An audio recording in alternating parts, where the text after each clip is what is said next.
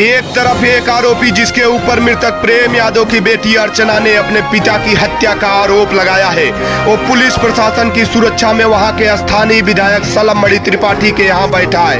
उप मुख्यमंत्री ब्रजेश पाठक उसे गले लगा रहे हैं, तो वहीं दूसरी तरफ सिर से पिता का साया उठ जाने के बाद बेसहारा बच्चियां अपनी छत बचाने को दर दर की ठोकरें खा रही है। समाज, मीडिया, शासन प्रशासन से अपना दर्द सुनने की गुहार लगा रही है। आज अपने घर को गिराए जाने के लिए चस्पा नोटिस की सुनवाई में अपना पक्ष रखने के लिए प्रेम यादव की नाबालिग बेटी ने तहसीलदार के सामने अपना पक्ष रखकर न्याय की गुहार लगाई और अपने मृतक पिता के त्रयोदशा कार्यक्रम में शामिल होने के लिए सभी राजनीतिक दल के नेताओं को आमंत्रित किया।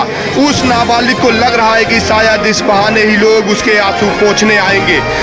तो वहीं देवरिया हत्याकांड में समाजवादी पार्टी के राष्ट्रीय अध्यक्ष अखिलेश यादव ने ट्वीट किया है। अखिलेश यादव ने ट्वीट करके लिखा, देवरिया कांड में अगर किसी भी पक्ष के साथ अन्याय हुआ तो ये भी एक अपराध होगा। शासन प्रशासन का दायित्व है कि वातावरण को तनाव मुक्त करे और रखे, ऐसा कोई भी काम न करे जो माहौल बिगाड़े। शांति की कोशिश का अंत किसी की हत्या या हत्या का प्रतिकार नहीं हो सकता और न ही ऐसी वारदातें किसी सत्ता के लिए सियासी फायदा उठाने का मौका होना चाहिए। तो वहीं वकील, जिस वकील को इस परिवार ने किया है, उनका क्या बयान है उसको सुनाते हैं। वो प्रेम यादव की बेटी क्या कह रही है उसको आपको सुनाते हैं।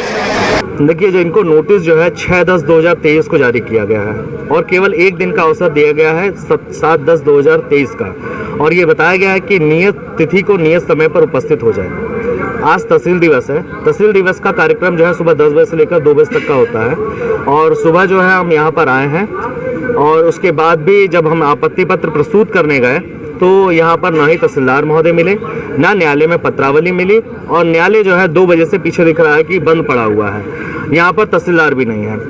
इंचार्ज ऑफिसर जो है वो केवल इस समय बरहत साहब हैं। इसके बावजूद जो है एसडीएम महोदय से, नायब तहसीलदार महोदय से और एडीएम साहब जो तहसील दिवस में बैठे हैं उनके समक्ष ये मामला प्रस्तुत किया गया कि महोदय आप सहायक कलेक्टर का पावर भी रखते हैं, तो इसको इंडोर्स करके 1 हफ्ते का हमें समय दे दिया जाए, क्योंकि प्रतिपक्षी की वकालत प्रतिपक्षी ही कर सकता है। उसकी वकालत तब तक नहीं कर पाएंगे हम जब तक कि उनका वकालतनामा दस्तखत न मिले। लेकिन इस बात की सूचना उनकी पुत्रवधू दे रही है कि एफआईआर संख्या 414/2013 इसके तहत अभियुक्त संख्या 3 राम भवन यादव पुत्र राम कुमार ये जेल में है, तो उनका वकालतनामा विधिक रूप से लेने के लिए हमें 1 हफ्ते का अवसर दिया जाए कि उनकी जो भी बातें विधिक रूप से हम कह सके। लेकिन इनके इस तहसील में जो भी प्राधिकारी है इस समय, उनकी बातों से स्पष्ट नजर आ रहा है कि सब लोग तालमटोल करके ये आपत्ति एक्सेप्ट नहीं करना चाहते हैं और न ही इंडोर्स करवाना चाहते हैं। मेरा अभी भी उम्मीद है कि 2 बजे से शाम 5 बजे तक हम ये देखते रहेंगे कि कौन सा यहाँ प्राधिकारी आ रहा है जिससे हम इस आपत्ति को जो इंडोर्स कराकर विधिक कार्रवाई के लिए आगे बढ़ सके। अगर शाम तक कोई अधिकारी नहीं आता है तो उसके बाद आपका क्या एक्शन है? देखिए, शाम तक अधिकारी यदि नहीं आता है तो स्पष्ट है कि प्रशासन कुछ और चाहती है, उसकी नियति केवल एक पक्षीय रूप से है। विधिक नोटिस आई है, विधिक प्रक्रिया का पालन होना चाहिए। मैं विधिक प्रक्रिया के पक्ष में हूँ। न्यायालय जो जजमेंट देगी वो सही होगा, लेकिन न्यायालय में जब न्यायाधीश बैठेगा तो जजमेंट होगा। किसी प्राधिकारी को बैठा करके न्यायाधीश की कुर्सी देना ये अपने आप में दोषपूर्ण है। अभी तक अधिकारी नहीं आए हैं कोई भी, क्या इस संबंध में आपके जिला अधिकारी या किसी उच्च अधिकारियों से बात हुई कि यहाँ पे ये प्रॉब्लम है? ना, मैंने बताया आपको कि अभी उच्च अधिकारी में एसडीएम महोदय हैं, तहसील दिवस में हैं, एडीएम साहब हैं, उसके बाद नायब तहसीलदार भी हैं। नायब तहसीलदार छोटे होते हैं लेकिन 2 उच्च अधिकारी यहाँ पर हैं। इस बात की पूरी चर्चा की गई, लेकिन उनसे संतुष्ट जवाब एक केवल यही मिला कि जिसके न्यायालय का मामला है वही व्यक्ति इसको इंडोर्स कर सकता है। सीयूजी नंबर उनका बंद है। तहसीलदार इस समय सस्पेंड है, जो इंचार्ज में बरहज ऑफिसर हैं, तो बरहा साहब का फोन जो है वो बंद है। तो सूत्रों से पता चला है कि इस समय तहसील दिवस में है, तो प्रयास हमारा ये कि हम बरहज से इंडोर्स करा के लाएं और 2 बजे से लेकर 5 बजे तक इनका वेट करें, और नहीं तो न्याय का निश्चित हनन होने वाला है। यहाँ पर प्रेम यादव के घर से कौन कौन आज यहाँ पे आएगा? प्रेम यादव की पुत्रवधू है, राम भवन यादव की पुत्रवधू है, यानी किरण देवी पत्नी, क्या नाम उनका, राम जी, और उनकी बेटी है प्रेम जी की।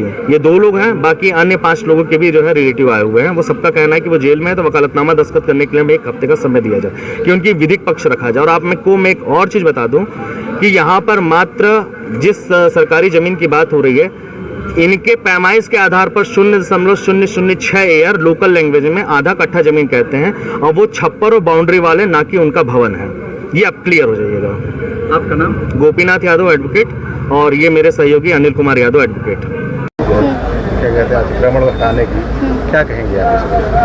कल नोटिस किया गया था, कल नोटिस मेरे घर पे गया, गेट पे लगा दिए लोग, और आज उसकी सुनवाई थी। आज ही लास्ट दिया गया था, तो हम लोग आए, वहाँ 1 घंटा उनका वेट किए हैं। जो तहसीलदार थे वो आए, यहाँ हमें पूरा भरोसा है कि हमारे साथ ज़रूर रहेंगे, वो चेंज नहीं होंगे, हमें इंसाफ दिलाएंगे, हमारे घर नहीं गिरने देंगे वो।